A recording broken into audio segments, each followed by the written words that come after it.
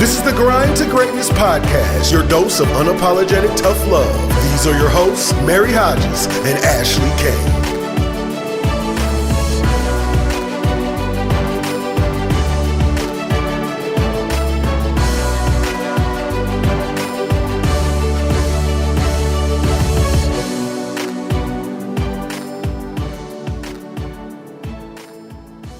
Thank you for checking out the Grind to Greatness podcast.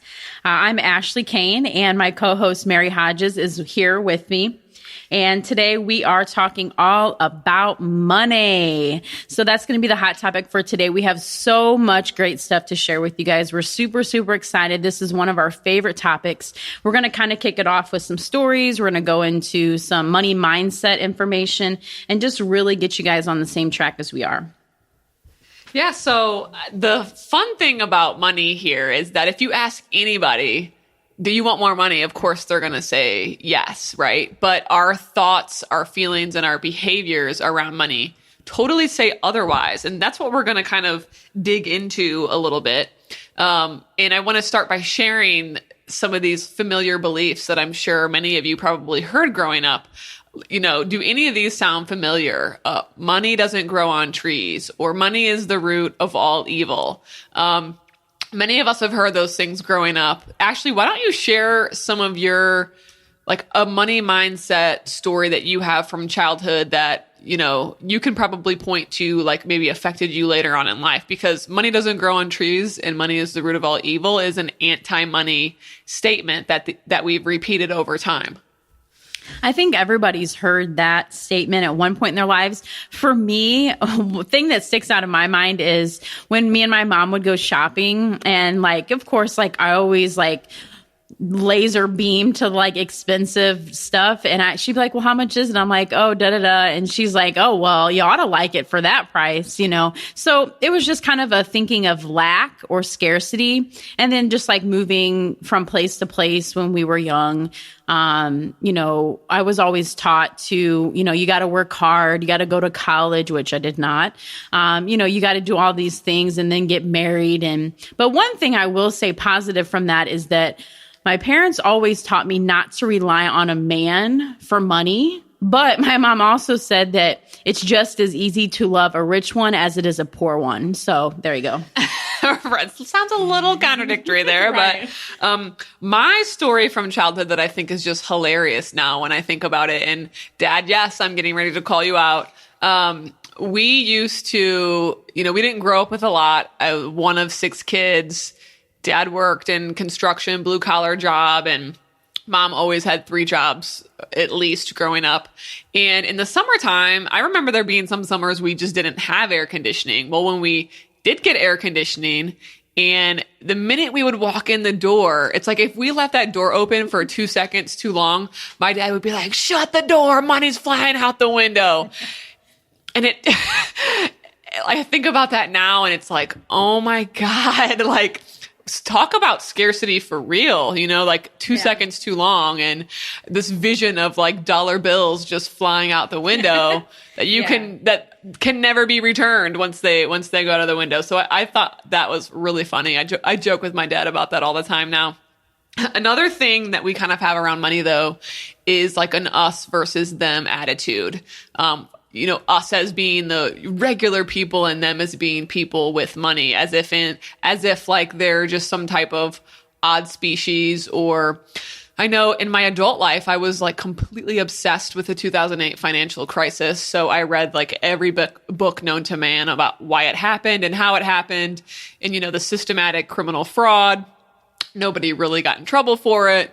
And it kind of gave me this negative view of, like, the ultra rich, as in they were greedy. But come to find out, really, as I started doing a lot more research on successful people and their mindsets, I just kind of come to learn that, you know, 70% of people are self-made. You know, 70% of millionaires are self-made millionaires. So that means they came from similar situations as the rest of us. And a lot of people in my time meeting a lot of more successful people, I've realized they're super generous. You know, so those few elites that, you know, we can point to that maybe have had a bad track record with greed and whatnot, that doesn't represent most people with money. And I had to kind of come to learn and grow that. Any like thoughts, Ashley, about that us versus them mentality? Have you had your own experiences with that?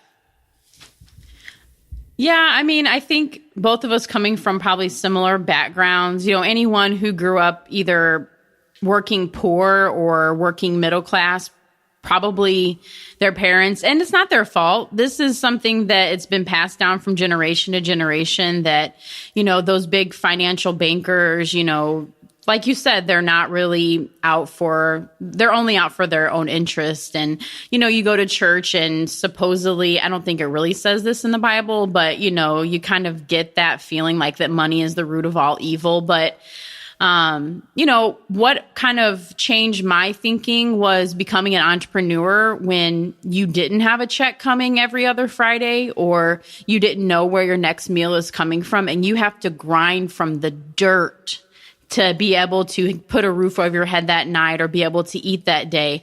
And if you keep in that frame of scarcity and lack, the struggle is real. So I started doing some studying and listening to different speakers and things like that. Reverend Ike is a really good one. He talks about money mindset, and they just kind of went into all types of different ways to change the way you think and feel, most importantly, about money.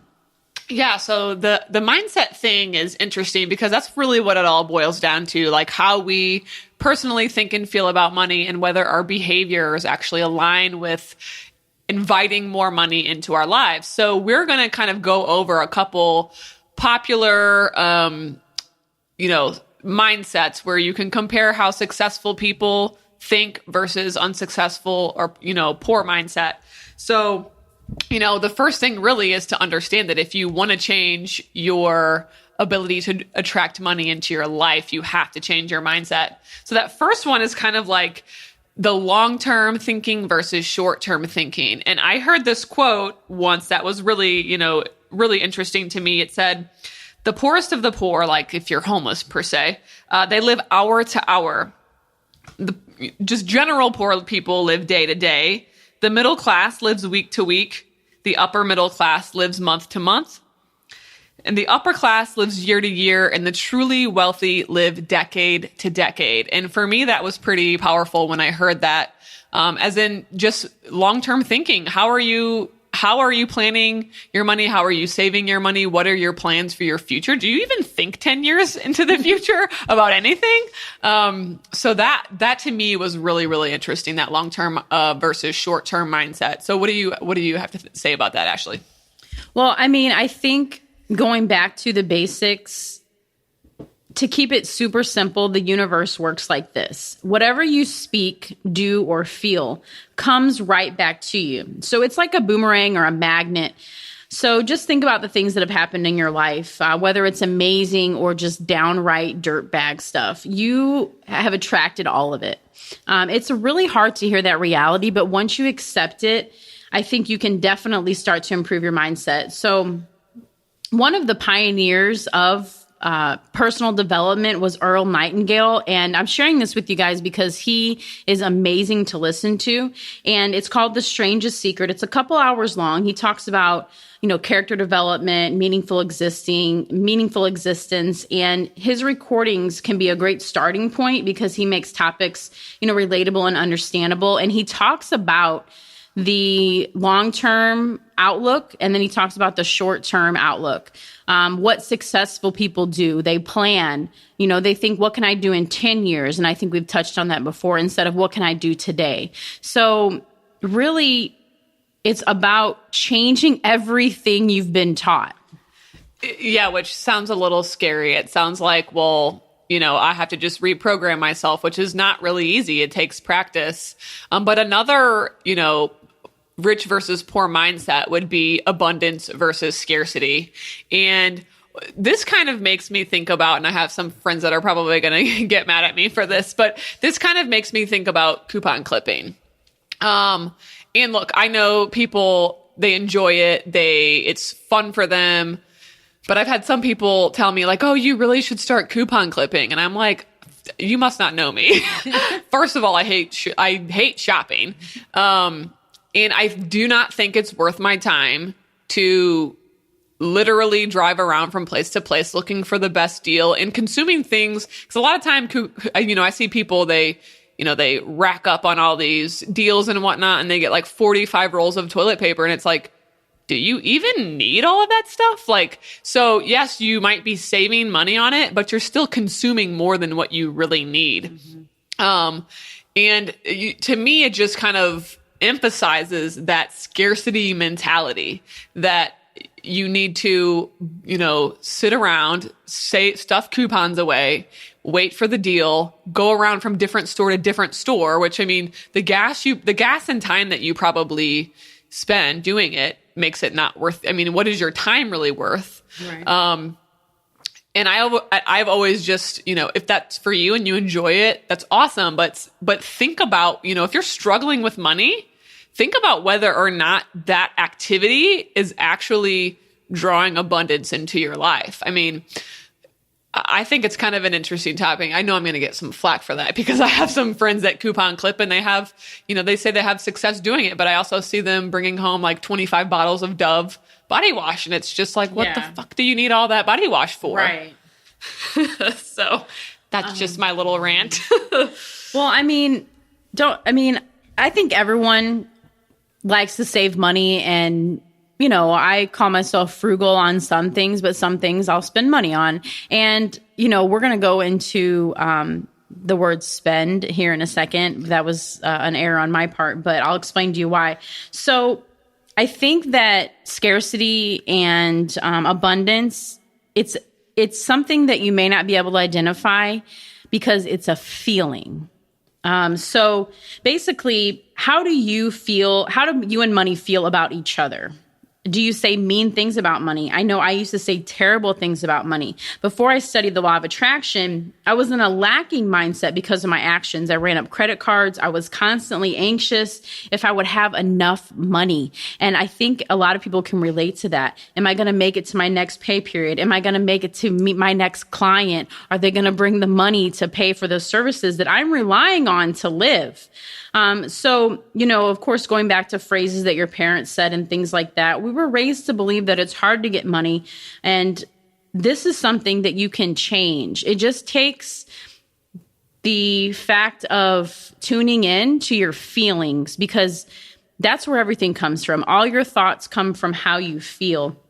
And so changing some of those things and thinking in abundance and changing some of your words can really help. And I think that's a good segue into talking about kind of like that consumer mentality. And I know you have something to say about spending, but the fact of the matter is the Western world is, totally materialistic. We have an attachment to things. And I don't think that's a problem per se. I think people should be able to enjoy their lives, but I do think it's a problem when you aren't thinking long-term at all. So you're not preparing for your future. I believe it's 1/3 of Americans are going to retire with no savings. That's despicable. So I think liking nice things is not a bad thing, but are you spending money on things that don't really maybe add temporary pleasure to your life and sacrificing or neglecting those things that are actually really important? So I think that's just kind of where people need to analyze, like, what are their habits? Are they always in line to buy the new iPhone or the next cool pair of shoes? Are they spending first and saving later, or do they save first and then see what they have left over to spend? So, that's a huge problem here in our country. A lot of people are in debt. It's because we have to keep up with the Joneses, and we think that these material possessions are going to fulfill some type of void we have in our life. Yeah, I've definitely been there. Just one little quick story for me is I've always been a huge lover of Coach bags, of course. A lot of women are. And I only had a couple of them, but they were like my pride and joy. They were like my one possession that actually had a little bit of value. I'm not talking about diamonds or any of that. I'm just talking about these were like what was important to me. And, I came across some hard times, and something just said to me, you know what? I'm just going to sell these things. Like, I know it's not like a huge profit or anything. It's a loss, but whenever I got rid of those Coach purses, like something inside me felt like I wasn't, like I had grown, like I wasn't as materialistic as I had felt before. And I don't know, it just was like a growth point. Like I thought that I needed those to validate myself. Like, oh, I'm stylish, I'm fashionable or whatever. But no one gives a shit what bag you carry. And if they do, they're not your friend. Yeah, I've never really had that kind of attachment to anything designer, really. But I mean, maybe if I had more money, I might have. But growing up, I just never, we window shopped. So we looked at the window and saw what we couldn't have, and we just kept it moving. And so I kind of, another thing that I think really helped me, because I've been really kind of honing in on the concept of minimalism and not consuming stuff you don't need. And I think one thing that helped me with that was because in college, I mean, I had to move from college and law school. I moved probably 7 times in 4 years because I'd move into a dorm, move out of the dorm for the summer, or move into an apartment and out of it. I moved so much that I constantly had to evaluate my possessions and just ask myself, like, do I want or need this? Like, do I really need this stuff? So I've been working on that attachment to things.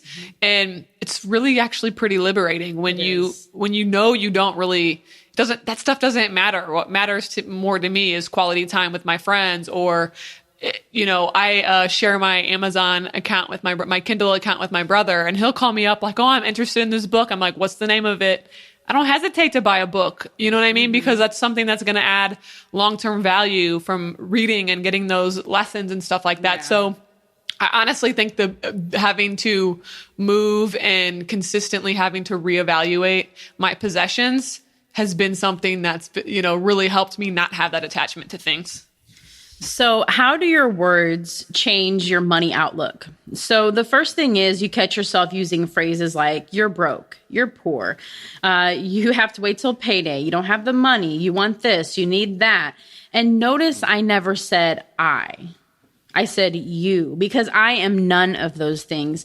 I got rid of those words out of my vocabulary about maybe 4 or 5 years ago, and it has changed my thinking incredibly.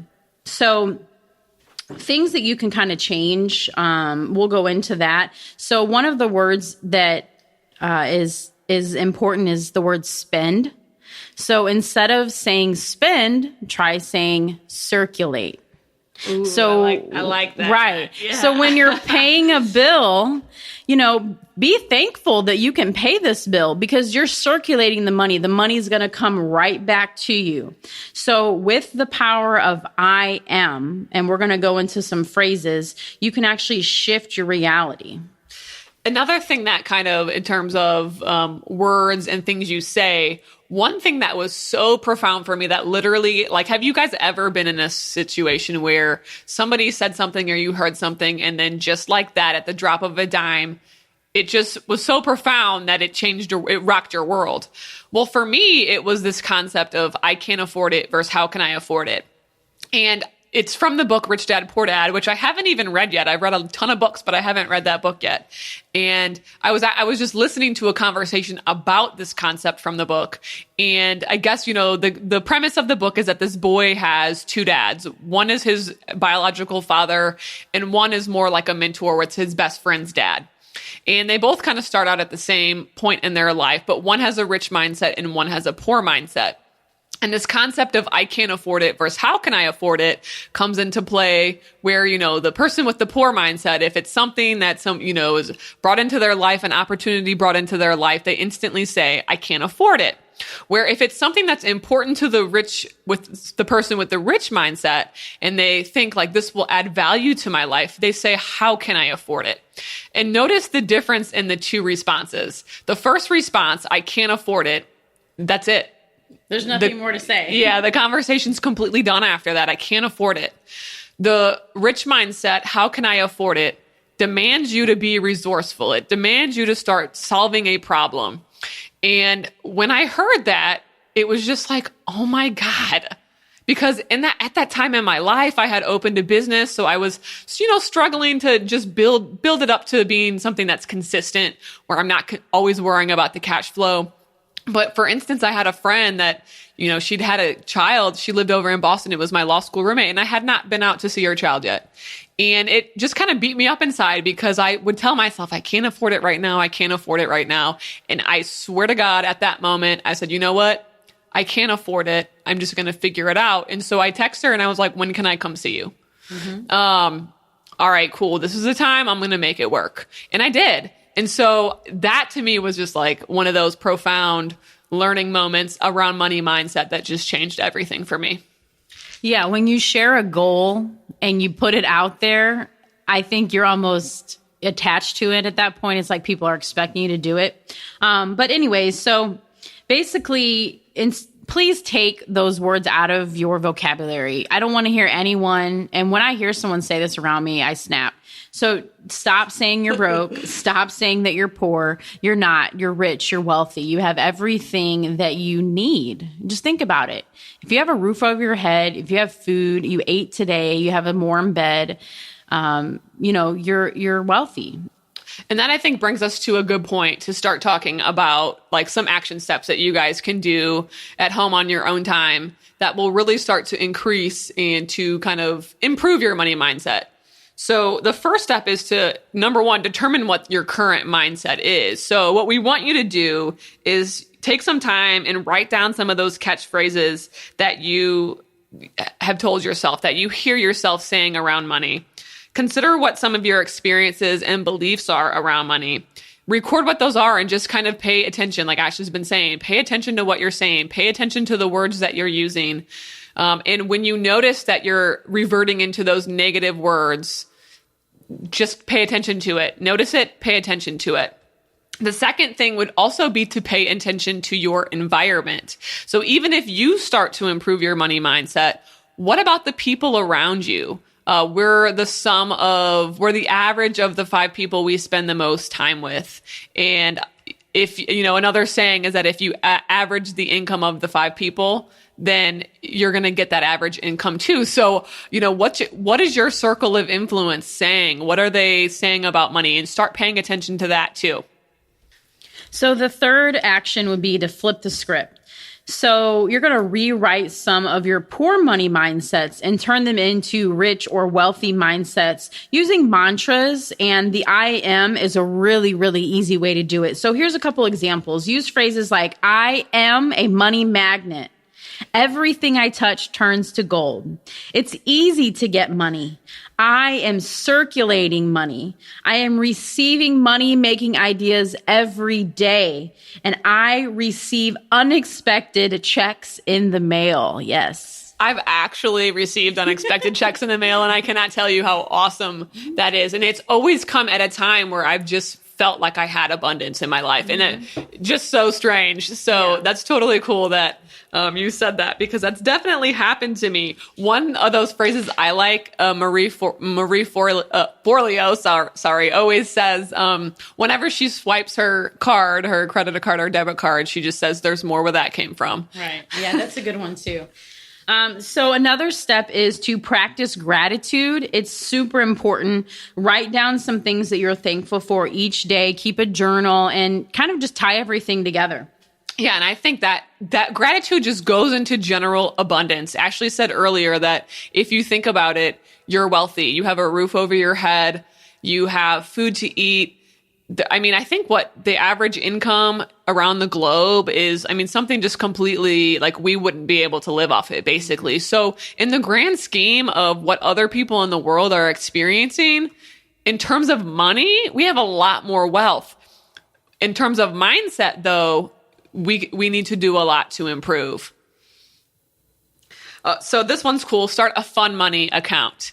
You should be able to have fun with your money.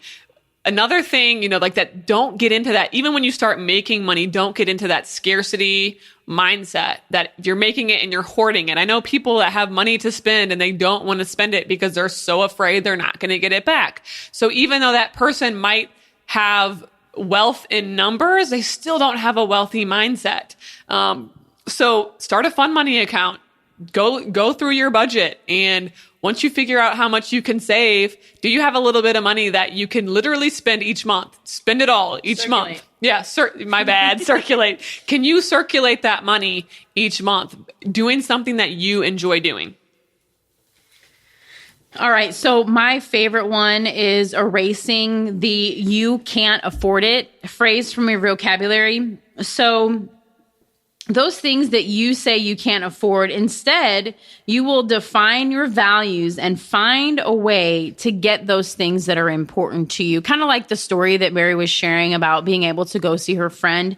Think about a way that you can get those things that you really, really either need or want, and just evaluate it and banish the "can't afford" from your vocabulary. And last but not least, practice, practice, practice. Another tip that I'm going to slide in that I think is just so important for regular people to read and get a hold of for when it comes to investing is Tony Robbins has this amazing new book called Unshakable. I read it in a weekend's time. And if you want some really great investment advice and tips for just the everyday person, not the mega billionaire, this is a book that you have to read, definitely. Another thing that came to mind was a quote that I had heard was that there being a difference between status and wealth. And this kind of goes back to the consumerism in a way. Status is where you spend money you don't have to buy things you can't afford to impress people you don't even like. So think about, what your priorities are. Just keep listening to yourself, and if you catch yourself, don't beat up on yourself. Just notice the great thing is that you caught yourself before you would be going through life just saying those things without even realizing that you're perpetuating this negative money mindset scenario. So now that you're actually able to catch yourself, you're able to make more improvements. And share with a friend. Like, why not get someone on board with you to keep each other in check? I do that all the time. And there's still things that, little things that me and some of my partners around me may say, like, I need, that's a big one. And I will check them like, oh, if you say you're going to need it, you're going to keep needing it. So just share with a friend. I mean, it's always going to help you to help someone else. So share the wealth. Yeah. So as always, we have these steps kind of written out in our show notes. So you'll be able to get them on our website under episode 3. And also hashtag money mindset, hashtag grind to greatness, some of your money mindset breakthroughs. We would love to hear them. And there's so many little tweaks we can make when it comes to money. Don't feel overwhelmed, taking on everything at once. Pick one strategy to practice on and share, like I said. And we would love to hear from you guys. Go to the website, go to the social media sites, and let us know what's going on. Peace.